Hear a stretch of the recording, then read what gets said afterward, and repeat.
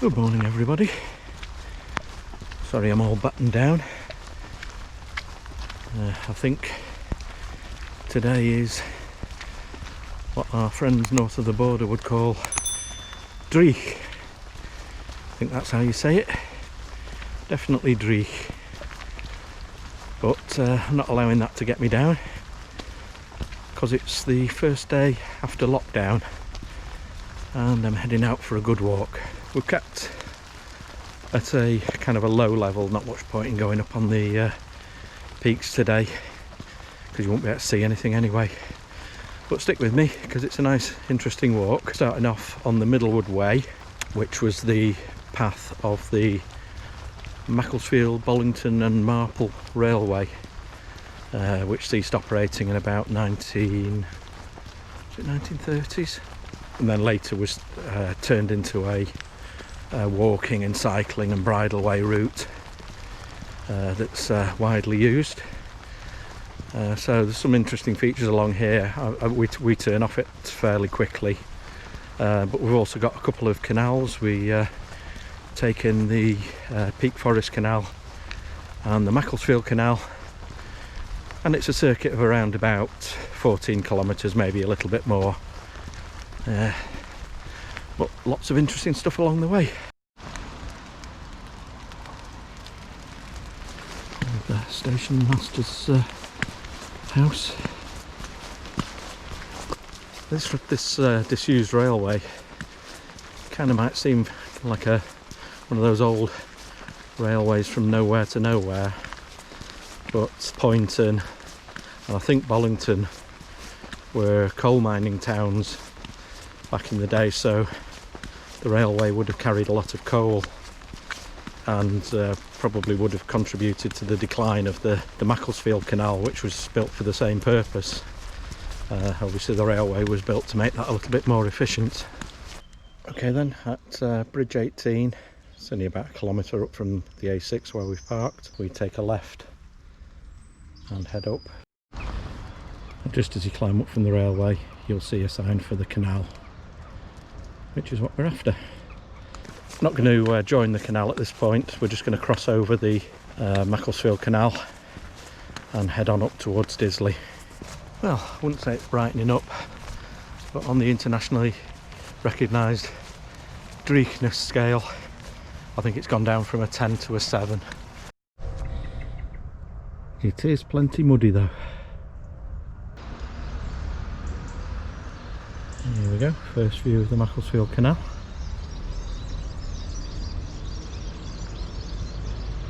I'll tell you a bit more about it later, but at this point we're just heading across the footbridge and continuing on towards Disley. Here's an interesting little feature.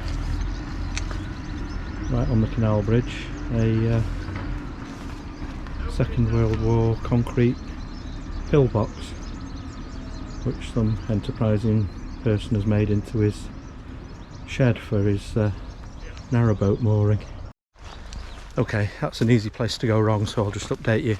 At that pillbox that I've just shown you, just over the canal footbridge, turn left and walk along beside the moored boats. It might not seem like a footpath, but that is the official footpath. And just past the moored boats, you see the footpath marked again, and it drops down away from the canal and continues us on towards Disley. Nice little spot. Rain's setting again there. So after crossing quite a few footbridges over streams, a very muddy field, come out onto a little track, then immediately over another stile and up across the railway. And this is the main Manchester to Buxton line. So yeah, take care, look both ways.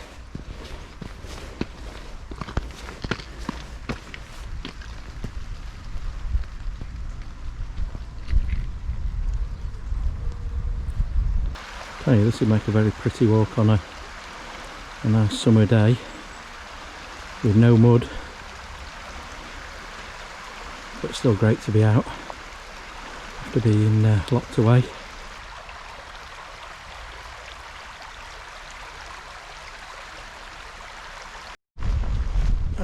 the dreechness level's gone up to 10 again. So the path comes out onto a slightly broader track and passes a couple of farmhouses that are just being renovated, and then as you pass some large beautiful houses to your left, the path leads, well, we're going to the right.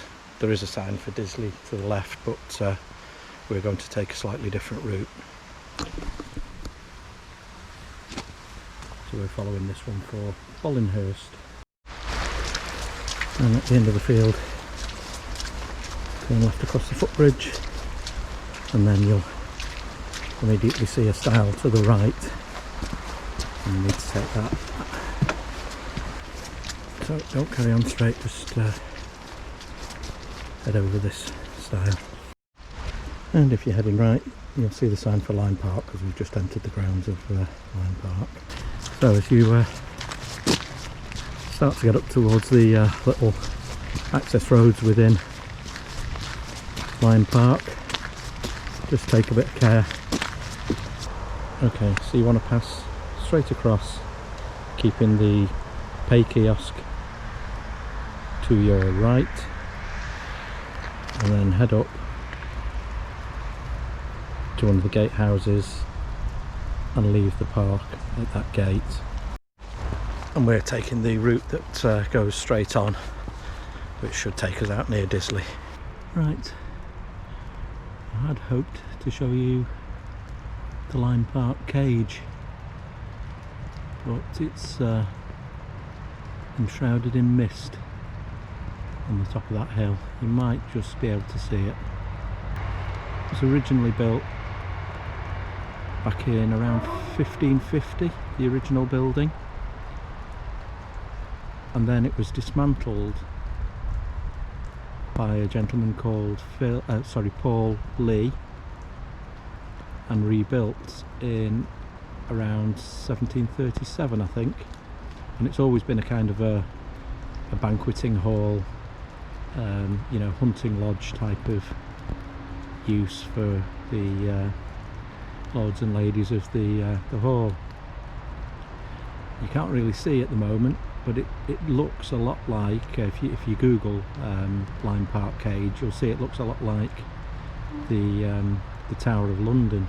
And this guy Paul Lee is rumoured to have built it in that style as a bit of a middle finger up to the establishment, because he was actually imprisoned in the Tower of London twice for treason and acquitted both times, and he came back and dismantled the old building and built the new one in the style of the Tower of London. Quite an interesting story, I think. Just where you get up to this little junction, take a left, don't follow where it says St Mary's Churchyard. So we're just coming down into the village of Disley now, and it would be a nice peaceful village, but it's got the main A6 road going straight through it, which does blight the thing somewhat. But yeah, we'll come down into the main square, and then we're looking for we need to cross the A6, and then we're looking for a road that leaves on the opposite side next to a pub.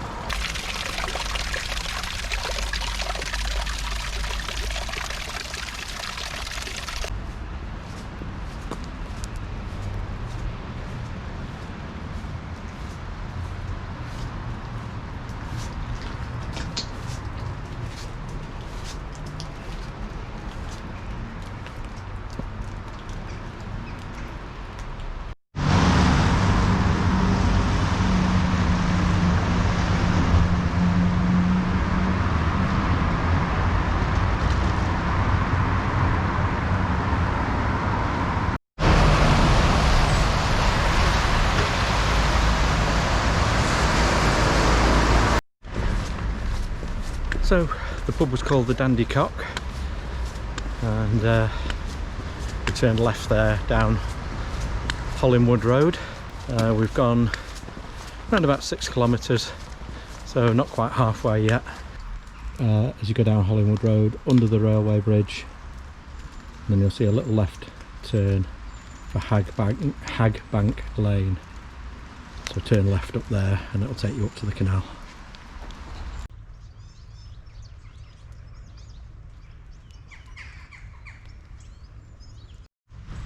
And when you reach the canal, just cross over this nice little lift bridge and turn left along the towpath.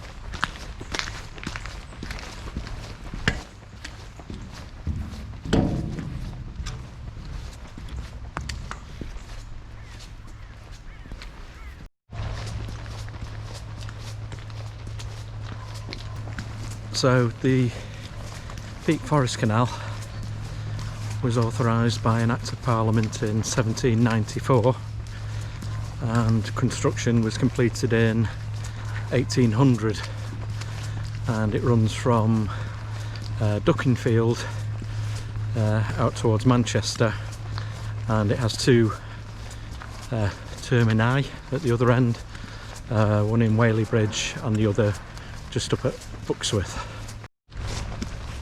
The Peak Forest Canal was built to carry mainly stone, both limestone from the terminus at Whaley Bridge that came down on a small railway, narrow gauge railway, from up towards Dove Holes, and at the Buxworth or Bugsworth Basin there was gritstone slabs that were quarried and mined up at Chinley Churn and Kraken Edge quarries, and they were lowered down on a rope pulley sort of system and transported on the canal boats, which was no mean feat when you consider that I've read that some of the slabs were 6 foot by 6 foot in size, so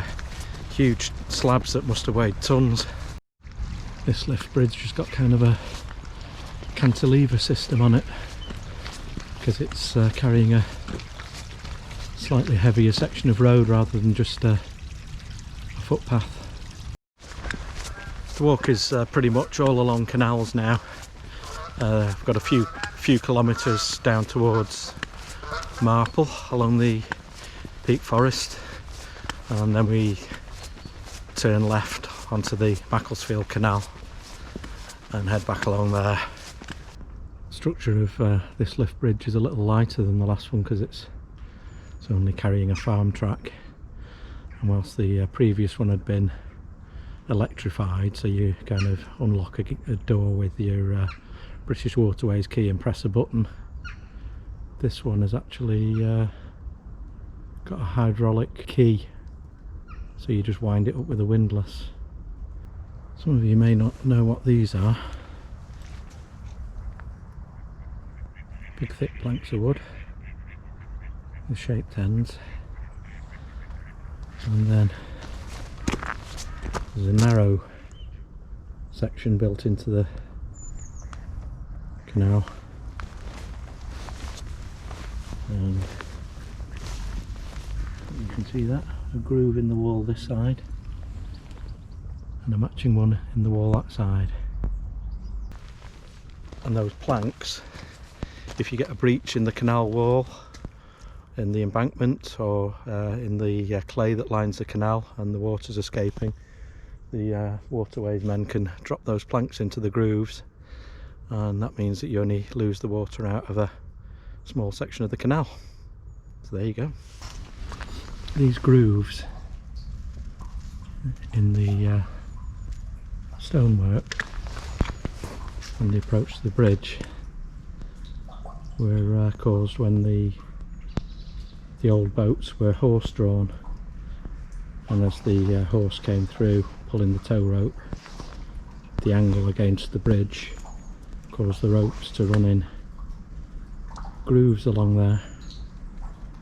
So you can just see the age of these old structures.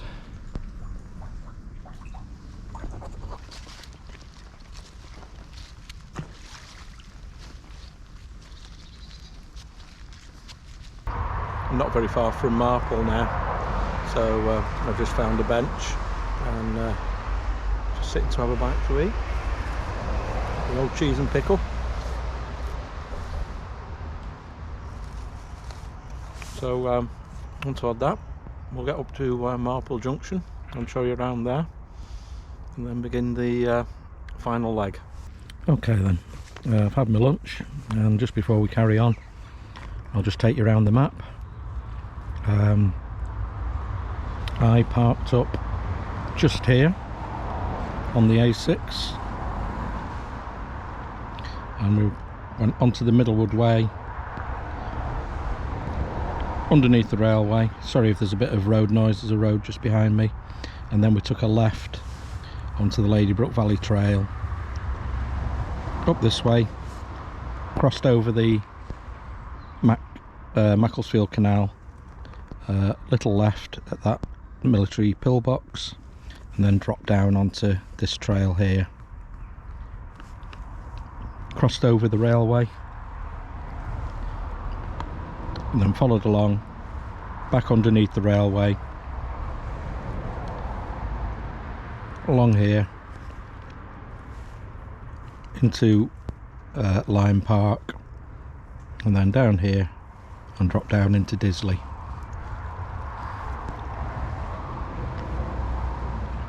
Oh, actually, sorry, we dropped down into Disley just here at the crossroads, and then carried on out of Disley up this way till we picked up the we took a little bit of a left here until we reached the canal, and we're just going along the canal now all the way along to Marple, and I'm around about here I think now, just outside Marple. So then we could just cut round. The junction of the two canals is here, and we pick up the Macclesfield Canal again and head all the way back down. Now there's a choice here. You can either pick up a footpath and head down onto the Middlewood Way to go back to where we started, or I'm just going to carry on down on the canal, pick up the road in High Lane, and then just head down the road back to where we started. Now I've plotted this on OS Maps as well, so check out the link below and you'll be able to follow that on the internet or on your OS Maps app as well. Just crossed over onto the other side of the canal now, on the towpath, and look at that lovely old working boat.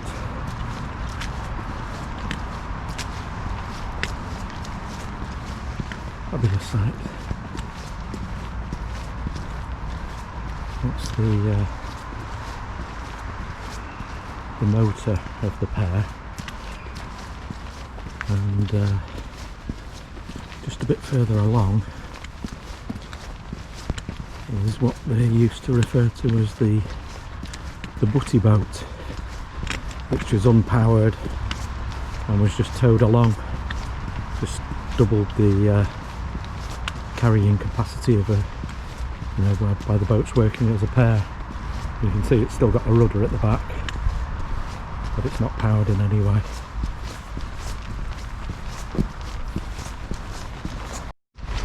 And we're just up to Marple Marina now, and the Peak Forest Canal joins the Macclesfield Canal. Anybody from outside of the United Kingdom who might be watching this might be wondering at all of the pleasure boats on the canal, so I'll give you a little bit of a history lesson. Once the steam age arrived, all of our, or most of our canals fell into disuse and decline. The railways were built often in direct competition alongside the existing canal network, and obviously they could carry faster and more cheaply, so the canals were used less and less, and they were more, some of them were built over and some of them were just maintained barely to maintain drainage and features like that. But then in the 1950s a movement gradually built up to start restoring the canals and using them for leisure, and that's taken place slowly but surely, and the canal network in this country is in pretty good shape today. And yeah, if you're ever thinking of visiting the United Kingdom, there's a lot of places where you can hire boats to explore the canal network. But yeah, it's a fabulous leisure facility for the United Kingdom now. Anyway, just at the junction with the Macclesfield Canal, so I'll show you some of the features there because it's quite an interesting place. There you can see the Macclesfield Canal leaving via a bridge just to the left, and then to the right that's the start of the Marple Lock flight. I can't remember how many locks are in the flight. I'll flash it up on the screen once I've had a look when I get home. That's a view of the Macclesfield Canal. I'll tell you a little bit more about the Macclesfield Canal once we're walking along. It's heading away from Marple up towards Macclesfield and beyond. You can see that gorgeous spiral pathway up onto the bridge, and that's for the horses to walk up and across and onto the towpath down along here without unhooking from the boats.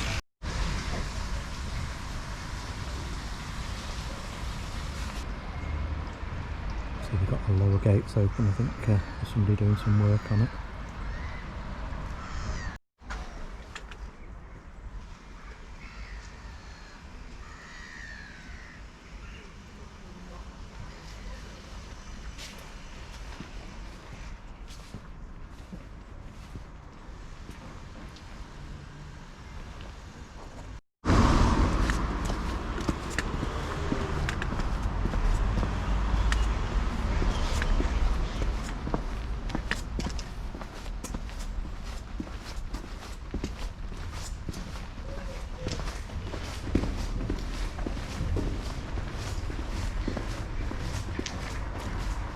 So these two canals, the Peak Forest that we were on before and the Macclesfield Canal, are both narrow canals. So they were built for boats up to 7 foot wide, and these particular canals boats up to 70 foot long. Most of the boats these days are built around about 6'10", just to ensure they can get through the locks. But yeah, the boats are called narrow boats because the canals are narrow, not barges as people insist on referring to them. And if you call somebody's narrow boat a barge, they'll get terribly insulted. So the Macclesfield Canal was built a little bit later than the Peak Forest Canal. I think the Act was passed in Parliament in 1824 and it was fully open in 1831, and yeah, starts in Marple, as I say, and heads down through Bollington, Macclesfield, and comes out at the Trent and Mersey Canal at Hardingswood Junction, I think it is. Not far from Kidsgrove I think it's into Staffordshire. As I say, a lot of the towns along here were coal mining towns, certainly Poynton and I think Bollington, so it was used to haul coal, but also Macclesfield is very well known as a silk town, so not hard to imagine that it was put to use for transporting finished silk and also raw materials to and from Macclesfield. just as we head away from Marple. Goit Mill comes into view, huge big old textile mill.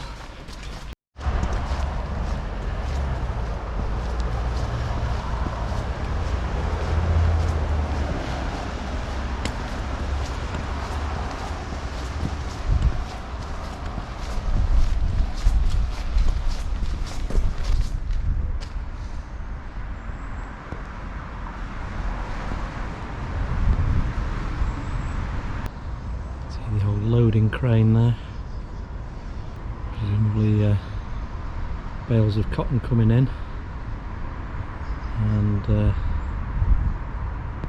rolls of textile being unloaded and taken out.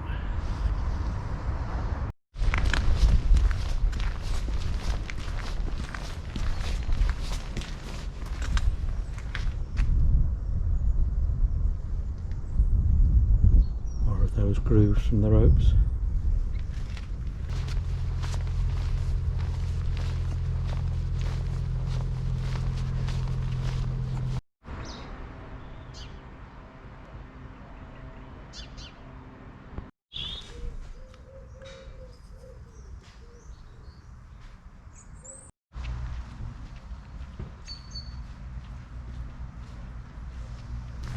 So yeah, I'm just getting back towards the A6 now, and I'll leave you here because I've just got to turn right down there back to where the van's parked.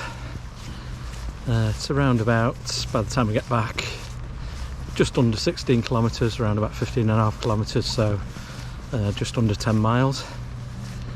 Been a lovely walk, loads and loads of interesting things, so hope you've enjoyed joining me on it. And if you have, don't mind doing the usual, the old like button, and if you haven't already, I'd much appreciate it if you'd subscribe to the channel so that you can see more of my walks and hikes and other outdoor videos. But yeah, thanks once more for joining me, and I'll catch up with you very soon. Cheers now, bye.